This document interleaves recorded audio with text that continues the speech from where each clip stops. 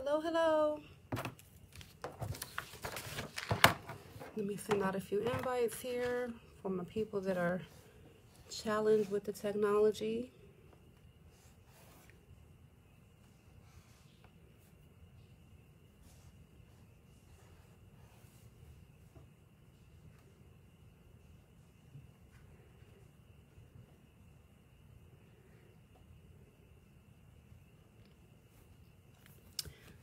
Hello, good evening. Welcome, welcome, welcome.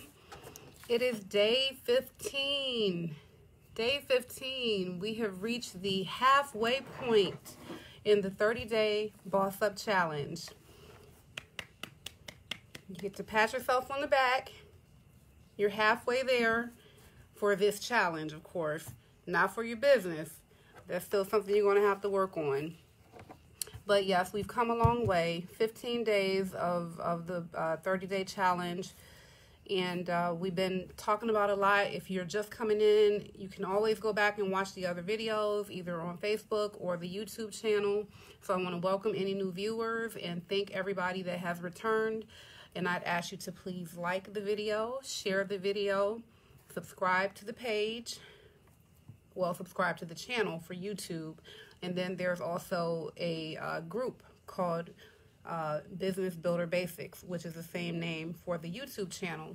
I really appreciate the support if you are able to thumbs up and share with people, because there may be somebody that's really interested in hearing this information and it's free. So it doesn't hurt if you all can spread the word that I'm giving out this information. So the acknowledgements today, I want to actually acknowledge Christina Fox Williams. She is a part of our Boss Up Challenge, and she submitted a business plan to me. She actually submitted a business plan, and I just felt really good about that because it shows that people are actually watching, learning, and doing. So I want to acknowledge her for bossing up. Thank you very much. And her company, I think she's going to call it Morality, Healthcare, Education, and Training. And she's based out of Ohio, Cleveland, Ohio. So I love productivity. I like to see results. So those are my acknowledgments for the evening. Now let's do the goal check-in. Last night, you were supposed to start planning how you're going to prepare to accept opportunity or to act on opportunity if it comes knocking. How can you structure your life? What can you do to actually be prepared for opportunity? What kind of knowledge can you give yourself so that you know if you were given money, you would know what to do with it? That was the homework. That was the goal. Did you reach your goal? I hope that you did. If you reached your goal, pat yourself on the back. I always do that. If you don't congratulate yourself, no one else will. But don't do it too long because you got to get back to work. Okay?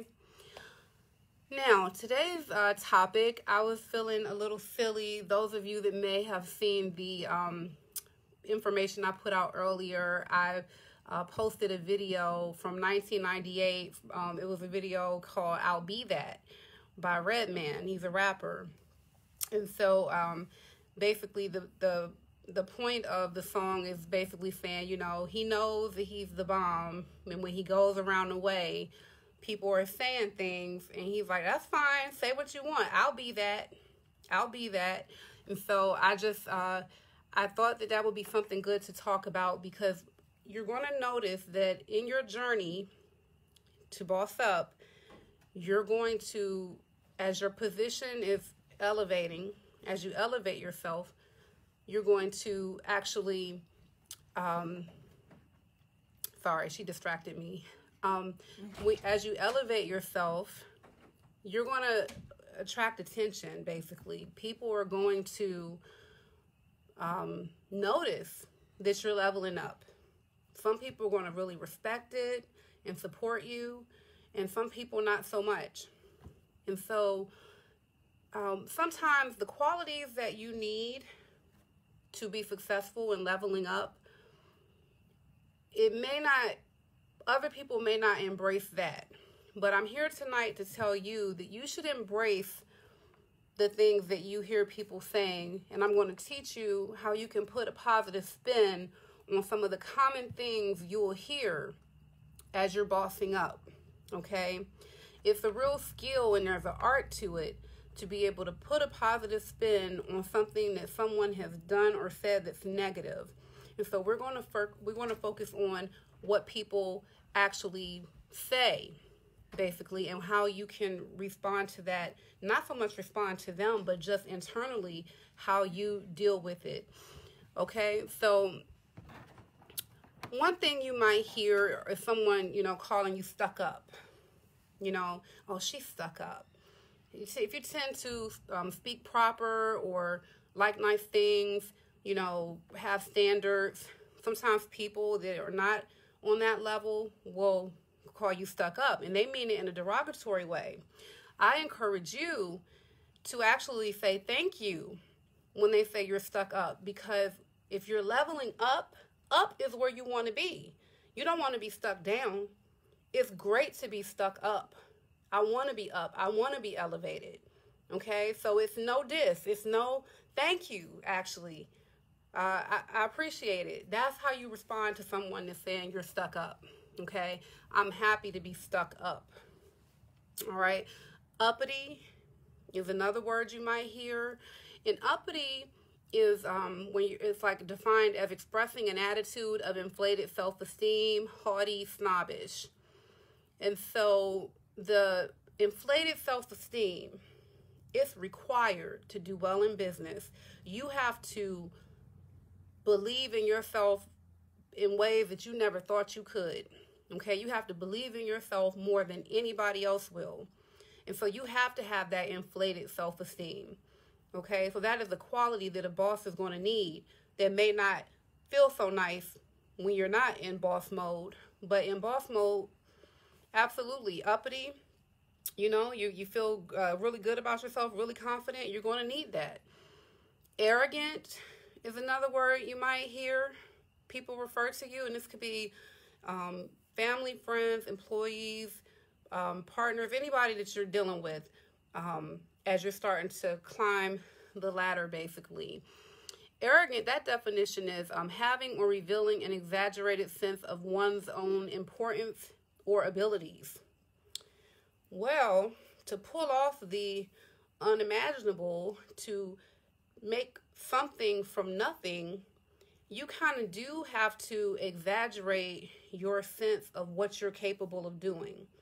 Because if you only believe you're capable of doing what you've always done, how do you get to the next level? You have to kind of believe that you do have certain abilities that are so great that you're going to get to where you're going. So you can put a spin on that. If someone calls you arrogant, you don't have to take offense to that. You have to be confident. You have to feel like most of the time you have a good grasp of your understanding of what you're doing. It's not that you know everything, but I'm just giving you a way to kind of twist it around. And also keep in mind that although people may say these things and they mean it with a negative connotation, you may not really you may not fit the definition. And so I'm trying to help you to make sure that for you to continue forth and not let anybody knock you off, your pedestal, you want to embrace these insults when you hear them. Conceited. Conceited is another word you might hear, and that's defined as ingenuously contrived. And ingenuous means having or showing an unusual aptitude for discovering and inventing and creating. So the way that we've thought about the word conceited all this time, I know that every time I've heard the word, I've had negative feelings about the word. It's a way of insulting someone. But now I understand it to mean you're a person who has an unusual ability to create and discover things and invent things. So when someone says that, you're like, why, thank you. Oh, you think I'm conceited? Thank you so much. Really appreciate that. That's what you do, okay? Another word you may hear is presumptuous. Presumptuous is when you're failing to observe the limits of what is permitted or appropriate. So it might be presumptuous of me to think that I can go live on YouTube every night and that there are actually people that want to hear what I have to say. That's being presumptuous. And so the negative connotation associated with that word, we're going to throw that out, because you have to be able to go beyond the limits of what is generally permitted or appropriate. That's called innovation. Okay, and the old way of, thinking outside the box. That's what that means, basically. And you have the courage to do it, even though no one has told you that you really, truly have the right to do this. Another word someone may reference when they're talking about you, either to your face or behind your back, narcissistic. And narcissistic also is like there's a personality disorder. That's not what we're talking about, but just the general meaning behind narcissism. It's when you're extremely self-centered and you have an exaggerated sense of self-importance. And you have excessive admiration with yourself. So again, you're self-centered. If you're going to start a business and build it from scratch and really go hard, you are going to become very self-centered. Really, it's going to be about your business, but your business is like you. So everything is going to be centered. Everything is around your business, your family life. If you quit your job, you just start to everything. It's like you're right in the center of it. You may have family, friends, work, hobbies, and it's just like everything, you're the center, basically. And oftentimes, if other people may have to work around your availability or chip in to support you, these are the kind of things that happens. It happens when you're building a business. So you are going to be self-centered. And you really should admire yourself. I don't know that you should admire yourself excessively, but admire yourself, because if you're bossing up, you're one of the rare people, one of the few, one of the unique people that are able to figure out how to do that. Okay? It's not the majority of people that are figuring out how to make a living on their own without being employed by somebody else. In fact, you are the employer. You are the one providing jobs for other people. Your family is eating off of your business, off of your ideas.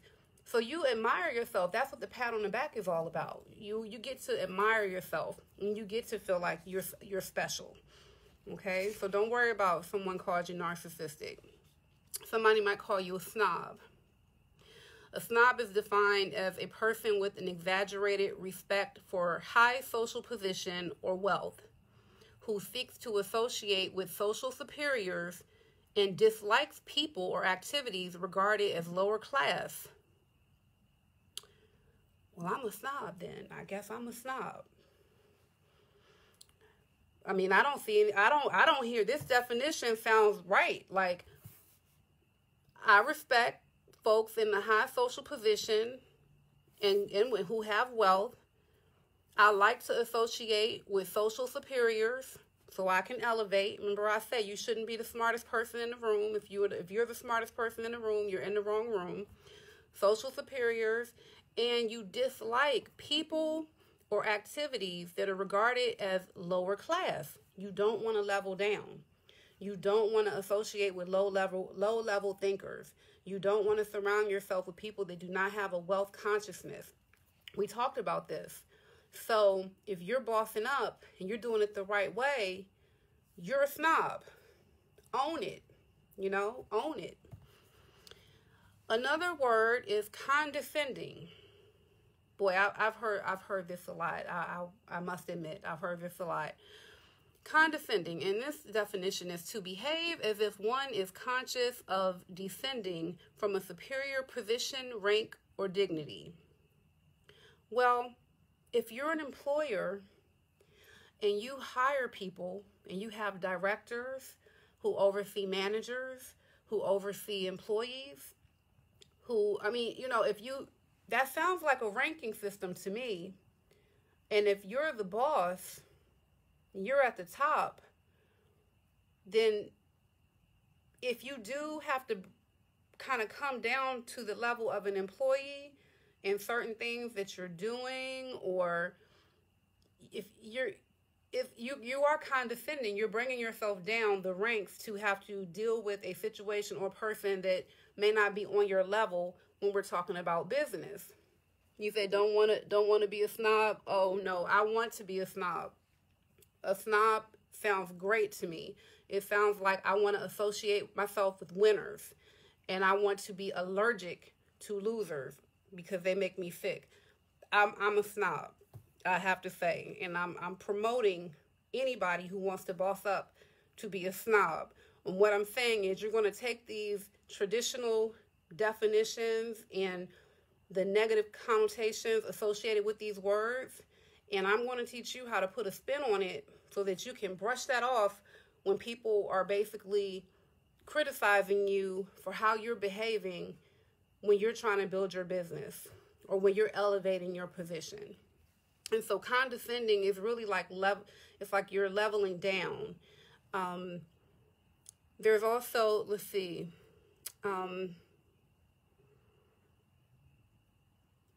People should understand the hierarchy. Basically, it's not that you're looking down on a person like you think you're better than them. But when we're talking about positions within a company, if you're the boss, you're the boss. So then people are under you. If they don't want to be under you, they need to get on this channel and they need to boss up. They need to run the show. I don't like to be under people.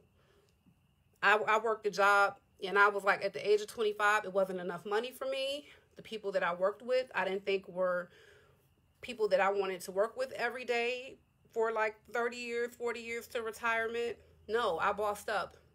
So if you don't want to feel like someone is being condescending when they deal with you, elevate your position. All right, bourgeois. Bourgeois is another word you might hear, or AKA bougie. It's pronounced bourgeois. All right, and that definition is when you're dominated by commercial and industrial interest. Capitalistic. That's one definition. And that sounds good to me, basically. So if someone were to call me bourgeois, again, I would thank them. Oh, thank you so much. Thank you. I would take it like a compliment, basically. Patronizing. Patronizing is a word you may encounter.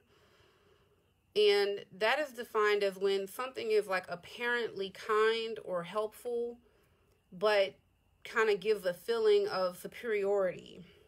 So if you're in a position to like loan somebody some money, or and you say something like, oh, I know it's been tough to pay your bills, but I got you. I got you, because I do what I have to do so I can have your back. That person in that position may feel like you're patronizing them. And it can also have a feeling of being condescending. But the thing is, if you're in a position to be helpful, if you're in a position to apparently be kind, if a low-level thinker is in a position to need your assistance and you assist them and they consider that being patronizing, again, you can say, I'm so glad I was able to help. Thank you. Thank you for calling me patronizing. I'll be that. I'll be that. Another thing you're going to hear is sellout. People will call you a sellout. And the definition of a sellout, I actually looked it up. And there were a couple of different definitions. One was the selling of an entire stock of something. Okay, so that sounds good. It also can be the sale of a business or a company. Sounds good also. You mean I get to sell my company? Cool. I'm a sellout. I sell out? Yes. Like, that's what I'm here for. I sold out? Okay. Yes. Sell out, I'll be that. Okay. The other thing about the sellout, people look at this word and what they're saying when they're being negative or trying to insult you when they call you this, it's basically that you have betrayed your principals or associates for personal gain. Now, this is what I want to say about this, because I'm telling you, I'm teaching you how to put a spin on these negative words, okay? Think about it. Let's break down principle. So if you betray your principle, it means you had a belief, a firm belief, something you stood for, and now you go against that. Or you had people that were your associates, and now you go against that for personal gain. Well, that sounds like a game plan to me. It sounds like, a principle is a fundamental truth or proposition that serves as the foundation for a system of belief or behavior, or for a chain of reasoning. Well, guess what? Most of us have had faulty thinking and a faulty belief system that needs to be betrayed. It needs to be discarded. Okay? You need to betray that. And then if you have people around you that they don't have a wealth consciousness or they're toxic, then you need to betray them, leave them behind in the name of personal gain. And what is business about? Typically, if you're for profit, it's about gains. Capital gains, money, the bag. That's what business is about. And so, yes, you are going to have to change your belief system. You're going to have to abandon certain things that were either instilled in you from a generational standpoint, or from your family of origin, or from your significant other, childhood, trauma, you name it. Whatever it is, most of us have been operating out of a faulty belief system. Even as far as religion and different things and different beliefs and epiphanies that people are having about firmly held beliefs they used to have, now they're kind of like shifting a bit. And so a sellout, yeah, it seems like it's a good thing. It seems like you're using the spirit of discernment if you decide to leave behind things that don't serve the purpose for you getting ahead and you leveling up. Feel no shame about that. Now, this last term, and I'm going to ask you all to forgive me because I would not typically use profanity, but I'm going to do it because this is a word that you're going to hear, especially if you're a woman doing business, and that is a bitch. Okay? Let me tell you why I don't mind being a bitch. Okay? Let's define bitch. It's a female dog. Okay? And I don't mind what dogs stand for, right? Because they're very loyal, energetic. They can tend to make people feel happy and comfortable. But if I was going to be a female dog, I definitely wouldn't mind. Dogs have a great role when it comes to like cattle and sheep. We live in a world full of sheep. Okay, full of sheep. There are more sheep than there are herders and wolves. There are definitely more sheep. So the sheepdog's role is to muster, herd, drove, and guard. Okay, so to muster is being able to gather together the individual sheep in a strategic way, because you know how the sheep think. They say that's the instinct in dogs. You know how the sheep think, so you're able to maneuver around them as individuals to form a group. Sounds like to me, dogs know how to get sheep in formation. Okay, that's mustering. Herding is the ability for the dog, once they're in a group, is to move the group in the direction they want the group to go. Okay? One side to the other. Okay? Droving, and I think that's how you pronounce that word. If I mispronounce it, I'm sorry. Droving is similar to herding, But droving is where there are no fence or boundaries, and you're actually trying to move the sheep or the cattle, whatever it is. You're trying to move them longer distances. And so this dog has endurance. This dog can lead a journey with this big group of sheep. Okay? And then they also serve the purpose of guarding the sheep from predators. So somebody calling me a bitch, I'm like, oh, for real? Oh, you think so? Oh, yes. Thank you. Thank you. Because the female dog in particular is amazing. Did any of you all see the movie Alpha? If you have not, watch the movie Alpha. It's kind of slow, but this is going to be a spoiler alert. So if you have not seen the movie, then pause, stop, whatever, because I'm going to go ahead and tell you. The whole time, this wild dog, because this was like prehistoric time, like caveman days, and this one boy got separated from his people because they were teaching them, they were hunter and gatherers and nomads, and the men were teaching their sons how to go and do this herding and getting food and getting wild buffalo. And the son ended up getting like thrown off a cliff, and then all the people thought he was dead. He ended up being by himself in the freezing mountains, and he encountered these wild dogs. Okay, and they were like wolf dogs, wild dogs, whatever. And the whole time it shows how this boy and this dog bonded, and they literally were like freezing. They were hungry, they were thirsty, and they were traveling really far distances. They were fighting things. There was like a panther or something. Maybe not a panther, but it was something panther-ish, like a huge like tiger type thing, and this dog was going at it basically. And so at the end of the movie, you thought the dog died, because the dog was just like, they finally got reconnected with the group, and the dog actually like fell over, like the dog was just dead or whatever. But the dog wasn't dead. What it was is the dog was giving birth to puppies. And that was the moment of the movie where it revealed it was a female. And it's powerful because the whole time you're just not even thinking about if the dog is male or female. But it showed the strength of a female dog, a female canine, able to trek hundreds or however many miles, freezing cold, fight panthers and things that were bigger, just go hard. And the whole time the dog was pregnant, carrying babies.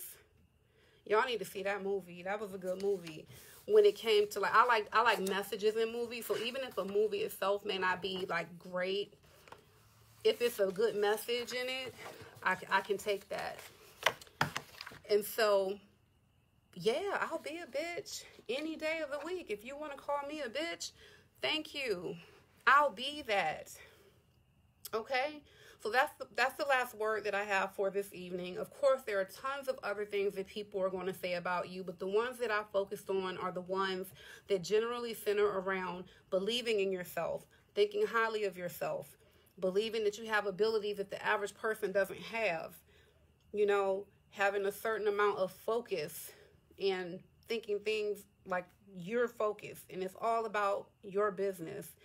So, and then once you start doing well, there may be things that change about what you like, where you hang out.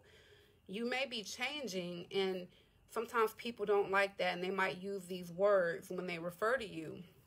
But I encourage you to not let that get you down. Don't let it make you change your course. I will say, if you're just a straight up jerk, then that's something you need to look into. But this is mostly for the people that are just spitting out these things because they're low-level thinkers and they are not on the level that you're on. So they're going to try to tear you apart and rip you to shreds and not be happy for you, guilt trip you, and all type of things. And I want you to be prepared to put a positive spin on whatever they say and embrace the insult. You know, you embrace it. But basically, you turn your biggest critic into your biggest fan in your own mind. It requires nothing. It doesn't require any change on their part. You can't change other people. But in your mind, you have turned this critic into a fan simply by expanding the concept of what the word means or what they're saying. You're broadening the concept of what they're saying so that you can take a positive message from it. And like I said, it may take some time to develop that skill, but it's worth it, because when you're doing well, just like in the Red Man video, and there, you know, he's like, I'll be that. I'll be that. When I come around the hood, they say, that's you? Yeah, you know, or he say, oh, he ain't S-H-I-T, that's what Redman says. And he's like, I'll be that, basically. Yep, I'm coming around here in my nice car with my new life, and I feel great, and all the things that you want to say, that's fine with me. Thank you, basically. So the goal is for you to think about the type of things that people may have been saying to you, or criticisms that you're getting accustomed to, and figure out how to put this positive spin on it. Look up the definition of the word.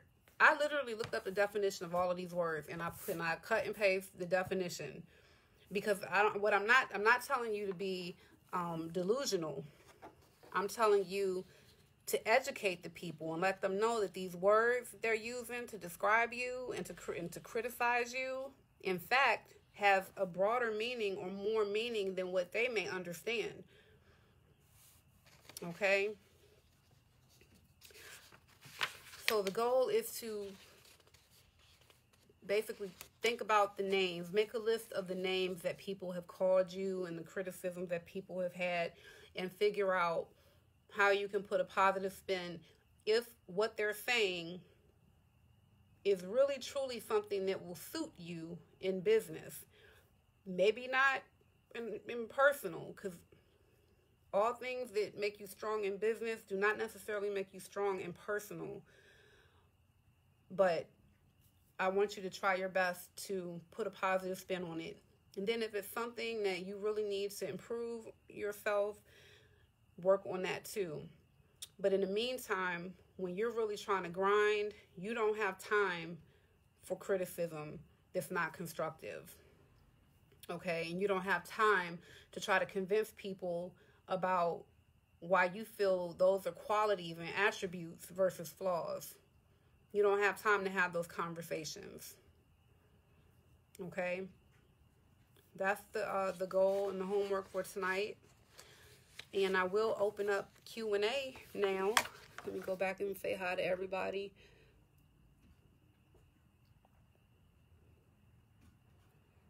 Toya, Leonard, Derek, of course, Joseph, Trinita, Grace. Okay, I got some regulars. Ron, that's someone new. Hi. John, Kevin, man, is back. Thank you for returning. Hassan, that's someone new, I believe. Sam Brown. Hassan, he was the one that said, don't want to be a snob. Oh, yes. I want to be a snob. Let's see. Joyce Ransom. Oh, Bianca. Hey, B. All right. Ortha. Shawnee, what you doing on here, girl? What's today's date? Nope, tomorrow. Tomorrow, you know what day it is. You should be on a cruise right now. Let's see. Michelle Carter, thanks for coming back. Adrian, this is good. Thank you. LeShawn said, preach. Hey, LeShawn. Alpha, yeah, check out Alpha. I mean, it's kind of slow, but I watched it with my children, and at the end, I was just amazed at what I saw. Teddy. Let's see. Put your armor on. Yeah. It's definitely not for wimps. You know, and people, when you're in a situation where you are surrounded by low-level thinkers, you might, if you start second guessing yourself too much, you're not going to make it. You need to self-reflect, but don't second guess yourself. It's very important, and you're going to have people around you that are going to criticize and that are going to want to see you fail, or they're going to make you think that you have turned your back on your community because of how you may be choosing to live your life. I'll give you an example, and I'll just talk while if you all have questions. When my son got accepted into MIT, I went live and I did a video, and you know, I was talking about it, and I was so proud, so happy, and was talking about how it was like an accomplishment for the Black community, blah, blah, blah. And then my son, he got on there and said some things, and people were like making comments, congratulations, congratulations. And one person said, don't forget where you came from. And I just felt that was whack. I don't know any other way to say it. Don't forget where you came from. First of all, this particular person was not a true acquaintance or person that really knew us. It was just like a random kind of, you know how you have Facebook friends that you don't really know, but they're just your Facebook friend. So, so if you don't know us, first of all, how can you say don't forget where you came from? That's an assumption that you know where we're from or what kind of beginnings we had. And maybe from day one, there was nothing but a spirit of excellence in high class. That person didn't know that or not. So to say don't forget where you came from, it's just characteristic of my community and the kind of things they say and how they feel about people that elevate and go to places that most people in our community don't go. Get to places where most of us don't get to. Don't forget where you came from. Like, what does that even mean? And how is that going to help my son or help, you know, what if the place that you came from happens to be a place that almost broke you down or did not accept you? I don't feel my son, when he was in public school, he was beginning to get bullied. He was not accepted. He was different. So I don't mind him forgetting, you know, I don't mind him forgetting where he came from if that place caused pain. And if he would have stayed in that place, who knows what the outcome would have been. So those kind of comments, I don't really like that.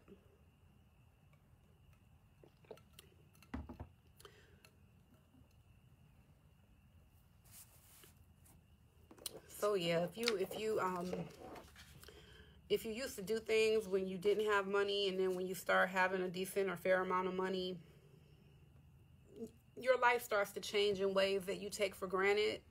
And so if you're hanging out with people that may not, you know, be at that same level financially as you, or they may not have the level of accomplishment that you have in certain areas, then you just take certain things for granted, and it may be awkward exchanges, or it may be things that you do that makes that person feel uncomfortable. Things you do or say, or the fact that you can go out and you can buy whatever you want when you want, or you're like inviting them all these places and they can't afford it because they don't have the extra money. You know, those kind of things. I'm not saying that you don't be cool with those people as long as those people are not bringing you down, but sometimes those are the people that have a higher risk of doing this kind of name calling, you know. Definitely. So any questions or comments?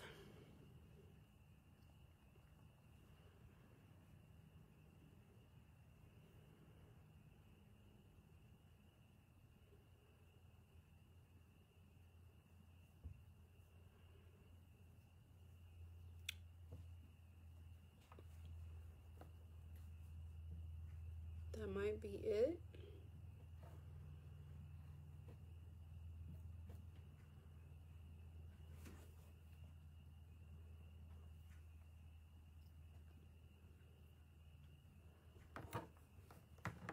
Any questions, any examples anyone may have? Anybody able to relate to this? Anybody experience any of this already?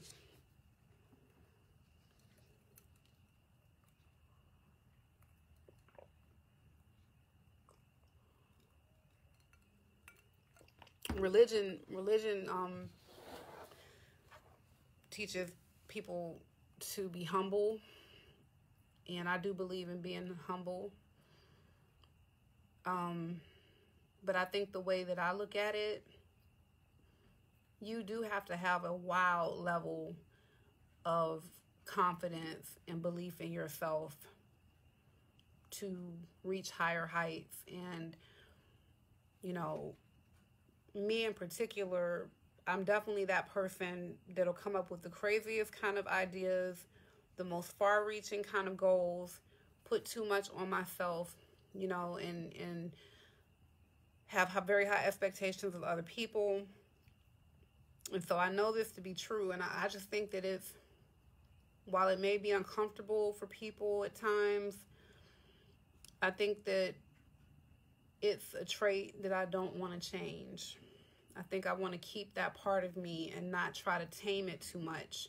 I mean, I don't want to be out here like overloading myself to the point of having a stroke, but, you know, I'm always going to be shooting for the stars and trying to figure out the next move.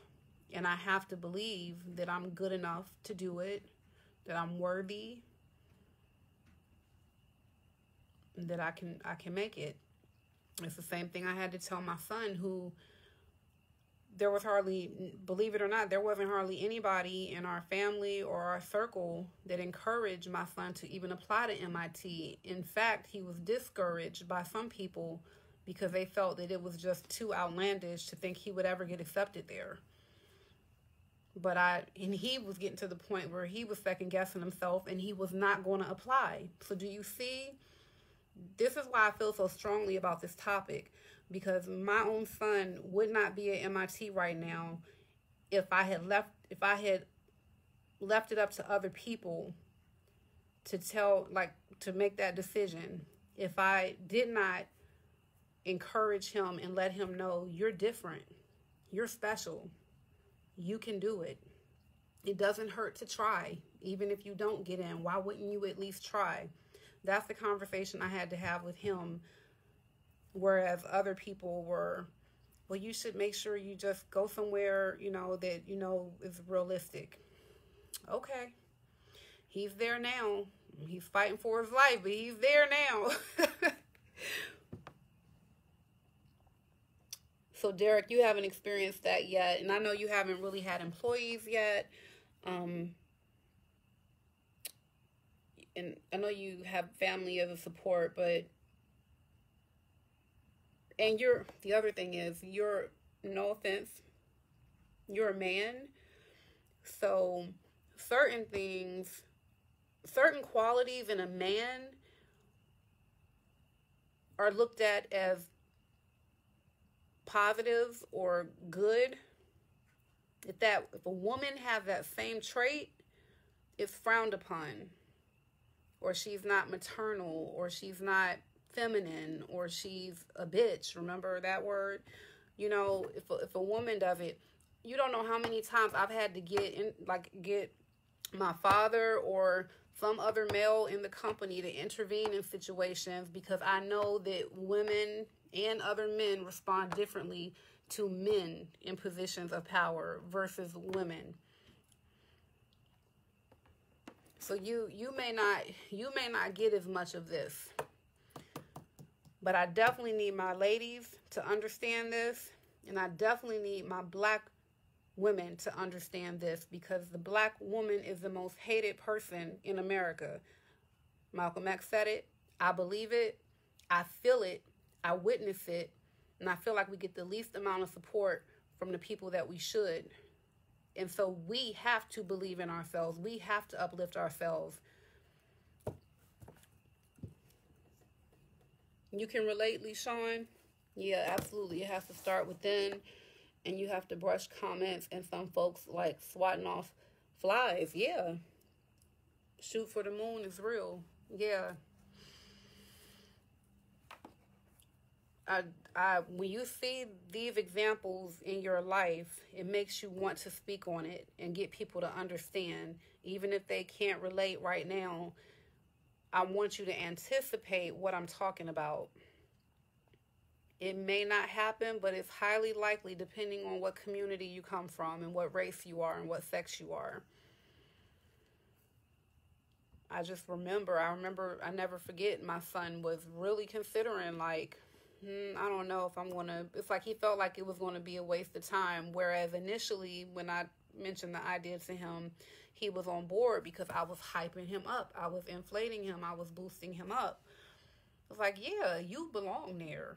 Yeah, what they have only a 7 or 6% admission rate. Okay, that's where you belong, basically. And just so him getting inflated like that, inflating his self-esteem and everything, even though self-esteem is an inside job, self-esteem is shaped by your experiences, and your experiences include your environment, and your environment include the people that are around you.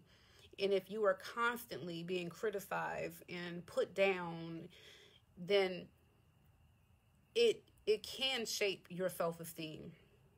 It can shape the way you feel about yourself. This is why positive reinforcement and encouragement and those kind of things in early childhood are so important. Obviously, self-esteem doesn't develop by itself. So if it was just about self, there would be no outside intervention required for a child to grow up feeling great about themselves. No, it is something about the outside that impacts how you feel about yourself. So you have to have these conversations with yourself to boost yourself up if nobody else is doing it.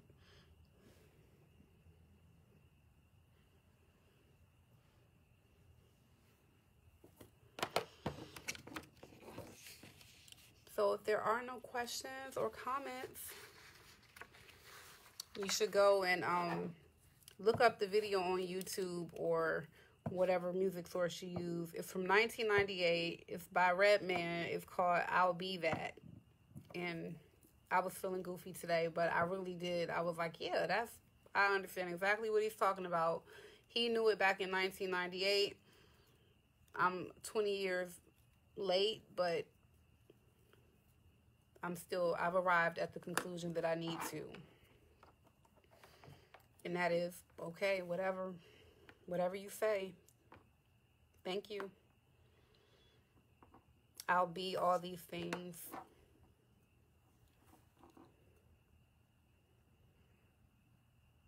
Yeah, it looks like it might be an early night. It might be, because what time is it? We're not even at the hour mark yet. Nope. Well, people have things to do. People are not necessarily interested. People forget. This might not be a topic.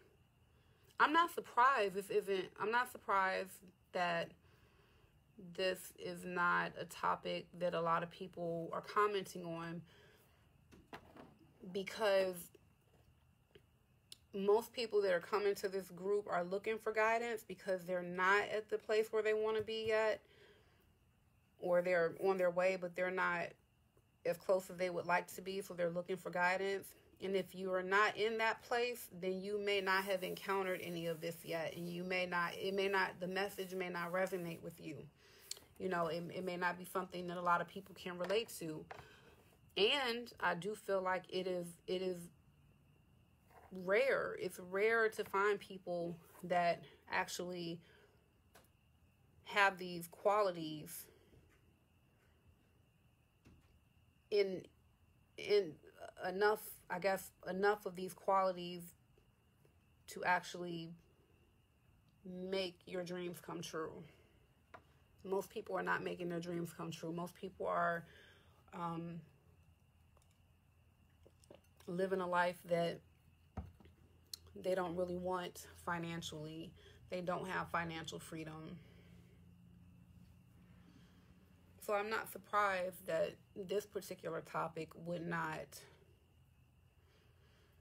be something that many people could speak on or relate to yet.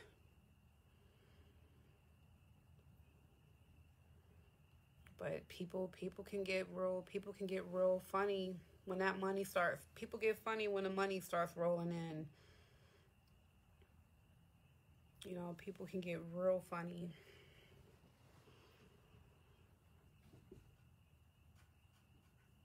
Okay. Men get That's funny you said that, because someone actually did call one of my managers that, but they put head on the end of it.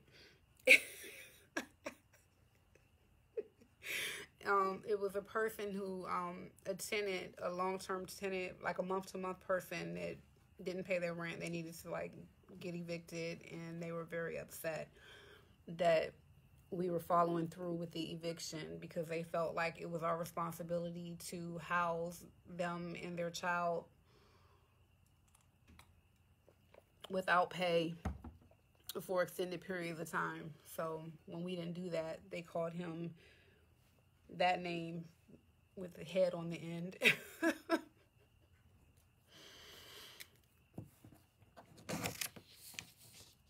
Yeah, you know, it's funny. I wish I had thought of some of those words too, because like greedy, that'll be a word that you hear, greedy, or people saying you only care about the money.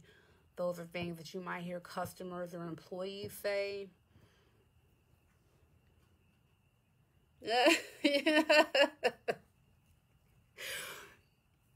Me too.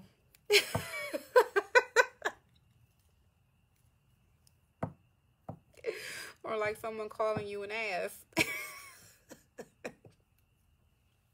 Positive spin. Hey. Yeah, people get vicious out here with their tongue, though. I'm telling you. And mostly when people don't get their way, like customers or employees, the first time you say no, it's like you never say yes, and then you become the devil in their eyes. Like you've never done right by anybody ever. So greedy. Money hungry. That's another one. Money hungry. I'm like, yes, I'm hungry for money. I mean, I'm not going to sell my soul for it, but I do expect that if I provide a service that I get paid. If that was the agreement we entered into. I've done plenty of charity work, but if we enter into an agreement and you don't keep your end of the agreement, then I should be able to exercise my right to make changes. It shouldn't be just because we come from the same community or we're the same skin color or the same, gender. It shouldn't mean that you think you're going to get like a hookup. And if I want to exercise my right to get my money from you, you can call me money hungry. Again, that's not an insult. Yes, I'm hungry for money. I want more. I need more money. I'm not where I want to be yet. I need more money. And you're a customer. I would not be dealing with you otherwise. We're in business to make money. There's nothing wrong with that.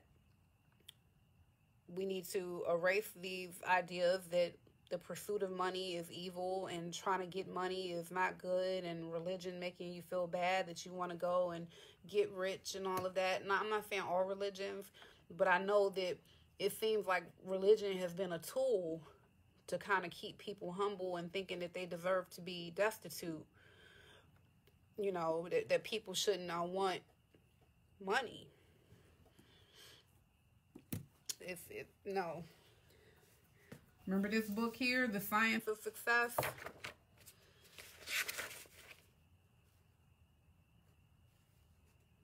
You have the right to be rich.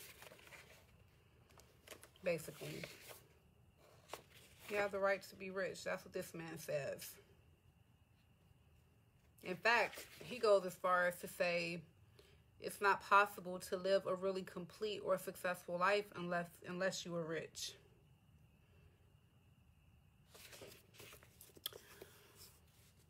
Now, I don't know what his bar for rich is, but when you think about it, money, you need money. You need money. And the more you have, the greater the chances that you're going to be more comfortable, depending on what you do with the money and you know, how you live your life. But if you don't have money, it makes it really hard. It makes it really hard. I did watch a special where I saw that in some like third world countries, that the children that were coming up in those situations, as long as they had like a mother or somebody that was really nurturing, even if they were hungry and everything, they still were like growing up to be like decent. They were not like growing up to be, you know, sociopaths or serial killers. But still, it was like the conditions they were living in and being malnourished and all of that, that's no good. So love is not enough. Love is not enough. Money in isolation is not enough. But the more money that you have, the more likely you're able to get the things you need. I wouldn't be surprised if pretty soon you would need to pay for air, pay for oxygen. You know, like pay to breathe, pay to be able to breathe up air. This is why my pursuit of money is very intentional.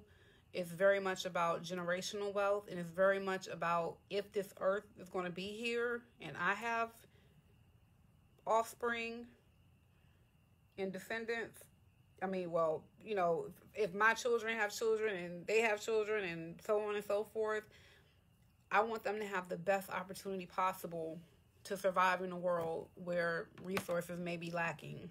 Because, you know, if resources are lacking, who's going to have access to the resources?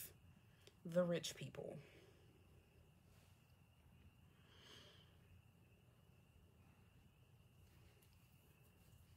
So, yes, very intentional about the pursuit of money and wanting more and more and more until I feel it's sufficient for my kids and their kids and all of them to be good to go.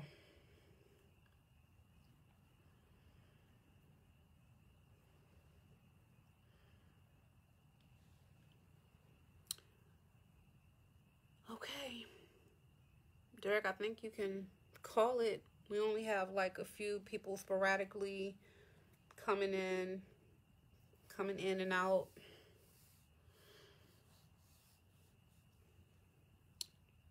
Hi, Damon. Hi, Dion. Okay, so do your goal, and congratulations on making it halfway through. We're halfway there. Just keep on, keep tuning in. I need you guys to boss up for me, all right?